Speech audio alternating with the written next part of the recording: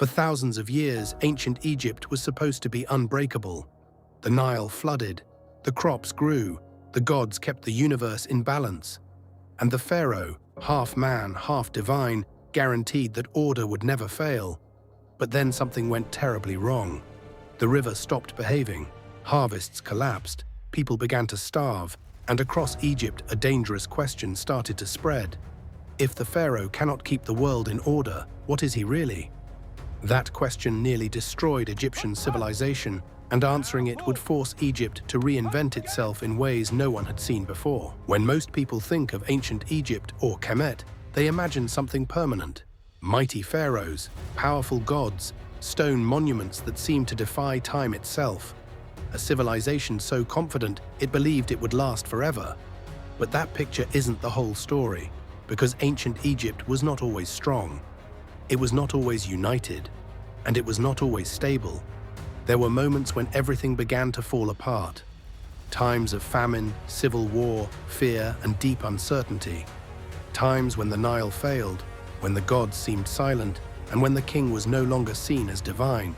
This is the story of one of those moments, a time when Kemet came close to collapse, and how it survived by changing who it was. This is Senusret III, known to later writers as Sesostris. He ruled Egypt almost 4,000 years ago. At first glance, he looks like the ideal pharaoh. Strong, broad-shouldered, powerful, but look at his face. There is tension there, a seriousness, even suspicion.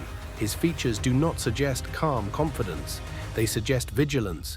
His large ears seem carved to listen, as if he is always alert to danger. This is not the face of a god at ease. Senusret ruled during a difficult period when Egypt could no longer rely on tradition alone to survive. Power had to be enforced through military strength, fortified borders, and sometimes fear. This was a new kind of Egypt, shaped by hard experience. To understand how things reached this point, we have to go back to the beginning. Egyptian civilization emerged under remarkably stable conditions. Each year, the Nile flooded its banks, renewing the soil and feeding the land. Crops grew, communities thrived. Life followed a predictable rhythm. From this stability came a powerful belief that the universe itself was ordered. The Egyptians called this order Ma'at. It meant balance, harmony, and justice.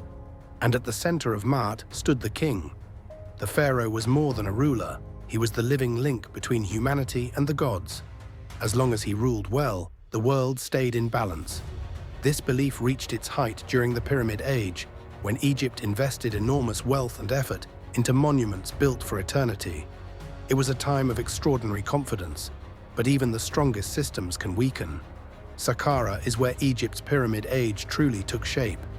A vast landscape of tombs and temples, a city built for the dead. Here, generations of kings prepared for the afterlife. But hidden among Saqqara's achievements are signs of trouble ahead. The Old Kingdom reached its peak with the Great Pyramid at Giza. Yet only 200 years later, Egypt was already changing. That shift can be seen clearly in the monument of King Unas. The causeway of King Unas stretches for about 750 meters. It connects the fertile Nile Valley to the desert plateau and finally to the King's Pyramid. This was the path taken during Unas's funeral procession. A narrow opening in the roof once allowed light to enter, guiding the way.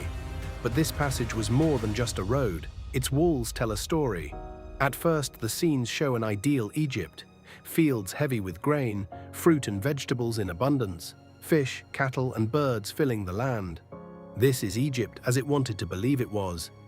A land blessed by the gods and sustained by the king. But as the procession moved forward, the story began to change. Further along the causeway, the images become unsettling. Today, these scenes are displayed in Saqqara's museum. They show rows of people who are starving.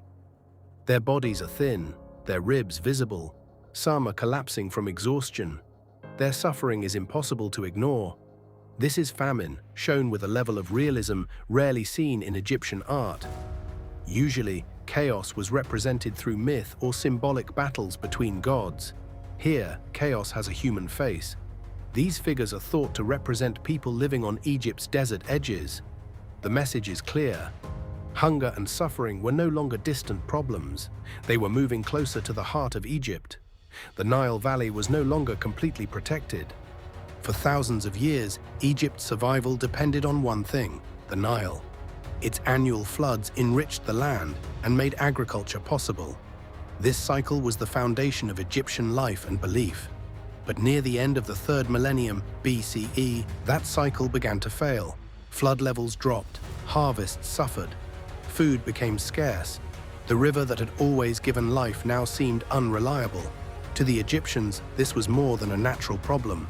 It was a spiritual crisis. It meant the gods might be withdrawing their support. Ancient texts from this time speak of hunger, social breakdown, and even cannibalism. The world they knew was coming apart. Egyptian society was built on faith in the pharaoh. The king maintained Ma'at. The king kept the gods satisfied. But now disaster struck despite prayers and rituals, and the king seemed powerless to stop it. This crisis reached its breaking point under King Pepi II. Pepi ruled for an extraordinarily long time, possibly close to 100 years. He was the longest reigning monarch in history. This open space was once used as a ceremonial running track.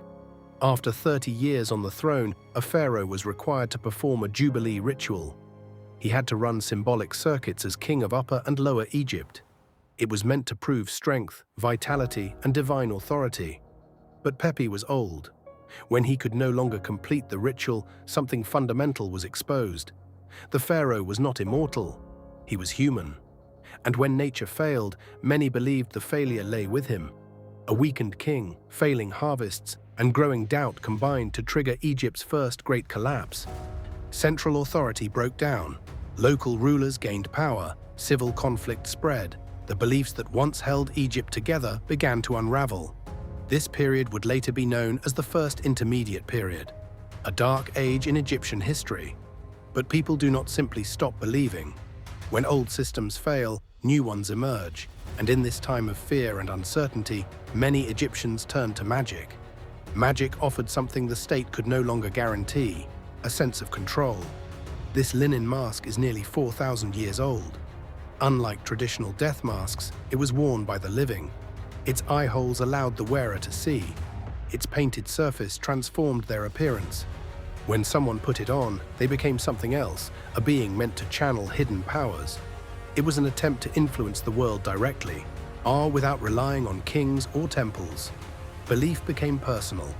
That same desire for control appears in another practice. Curses were written on pots and small figurines. Names were scratched in red, the color associated with destruction. These names could belong to enemies, rivals, or anyone seen as a threat. To activate the curse, the object was smashed. Destroy the name, and you symbolically destroyed the person. This kind of magic was used by priests, soldiers, and ordinary people alike. It reflects a society growing more anxious, more defensive, and more aware of how fragile its world had become. This was not the Egypt of eternal calm and absolute confidence. This was an Egypt shaped by loss, fear, and hard lessons. But it did not disappear. Instead, it adapted. Out of collapse came reform. Out of uncertainty came